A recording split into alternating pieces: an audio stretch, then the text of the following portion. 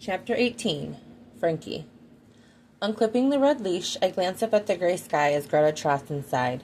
The sweet black and white senior pit bull took me on a long walk this afternoon. She set the pace, and I was happy to follow.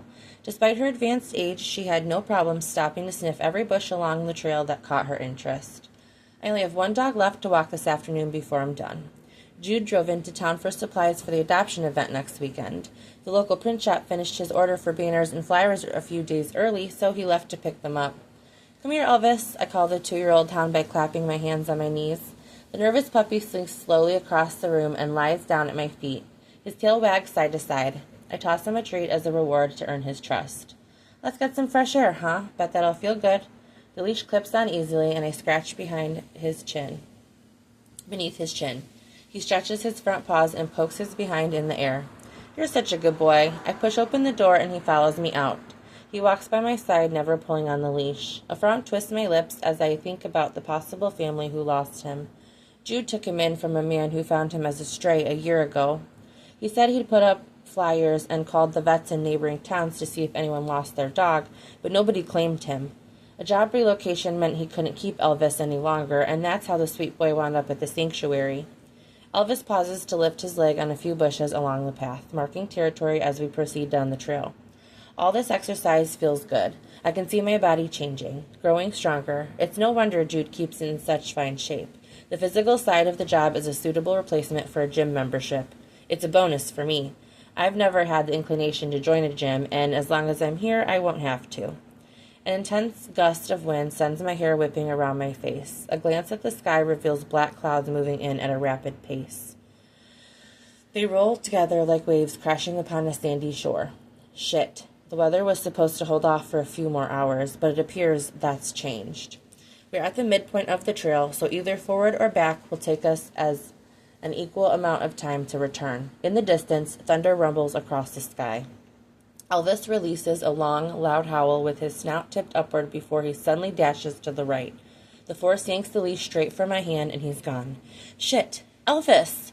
I call and take off in a mad sprint. Bushes and grass rustle off to the side of the trail, a sure indication Elvis has gone deep off the path. I stumble through the brush after him. If only I can regain visual and not lose the newcomer on this massive plot of land. I dig my phone from my back pocket with my non-casted hand and quickly find Jude's name at the top of my list of contacts. "Please pick up. He's going to be mad." He loves his dogs like family, and I freaking lost one. Panic engulfs me in a suffocating wave of adrenaline. Jude's voicemail plays in my ear. His raspy greeting soothes my frayed edges, but I end the call. My voice is too anxious and out of breath to pant out a message that wouldn't send him racing home in terror for his beloved pets. "Stop, Frankie. Calm down." I slow to a walk and listen. I carefully move back onto the trail just as a deluge opens in the sky. Within seconds, I'm soaked by the heavy rain pelting my skin. The oversized jacket provides little protection from the onslaught and weighs heavily on my torso. My hair plasters to my cheeks. I run my hand over my head and push as much of it as I can back from my face. "Elvis!" I curl one hand around my mouth and call. The other I keep hidden in the jacket sleeve to protect my cast from the water. A flash of movement across the trail ahead catches my attention through the abysmal visibility. My feet slap over the wet, dirty trail. "Here, boy!" Elvis' belly crawls beneath a thick bush on the edge of the next bend. My shoe catches on a loose rock, sending me flying onto my stomach. The air leaves my lungs. Mud splashes against my face, and my uncovered fingers burrow into the loose ground. Tiny rocks scrape against my exposed skin like small shards prickling me all at once. I cough and spit out pieces of dirt from my tongue. Sitting up, I catch my breath. Elvis's hind legs remain visible from where I sit. The poor thing found a place to hide, but I know he'll be much happier if he lets me help him get back home. "It's okay, Elvis." On hands and knees, I crawl slowly across the ground. I just need to get close enough to reach the leash. Once he's in my grasp, I can lead us back. "It's okay." Another rumble of thunder, followed by a crack of lightning, illuminates the dark sky. I use the sound to my advantage and surge after the leash. My fingers just close around the loop as Elvis lets out another agonizing howl. "I've got you." His body shivers and shakes so hard that leaves on the bush rustle. I run my hand over his soaked back. "What am I going to do with you?" "Frankie!" Jude's voice blends with the thunder, carried from somewhere unseen on the wind.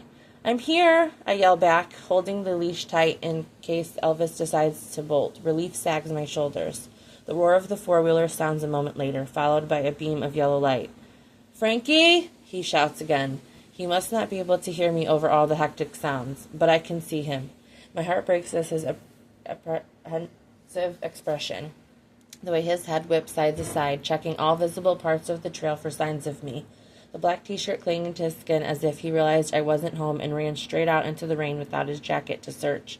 He squints ahead through the rain and then he spots us. The four-wheeler skids to a stop 20 feet away.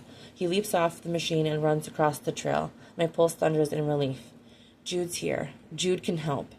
His large strides eradicate the distance, and he doesn't stop until he's in front of me. The tips of his boots nearly touch the toes of mine. His hands wrap around either side of my head, tilting my rain-soaked face for his inspection. Are you hurt, baby? His fingertips tense, pressing gently as individual points on each side of my skull. I'm fine. I yell to be heard above the storm. Raindrops kiss my face, dripping onto my lips, where I gather them with my tongue. Elvis got away. Jude's thumb strokes across my cheek, relief in his gray eyes. You didn't answer your phone. Neither did you. I'm sorry. He drops my face to gather my exposed hand in both of his, despite me still holding the leash. Fuck, your hand is freezing. He drags it to his mouth and kisses the smooth, wet skin on the back. The spot he touches heats instantly. We have to help Elvis, I rasp. He's scared.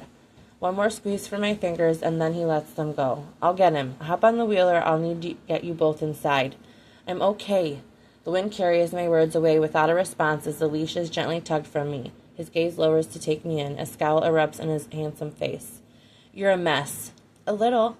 I hold my arms out at my sides. I think Elvis might be worse. He belly crawled.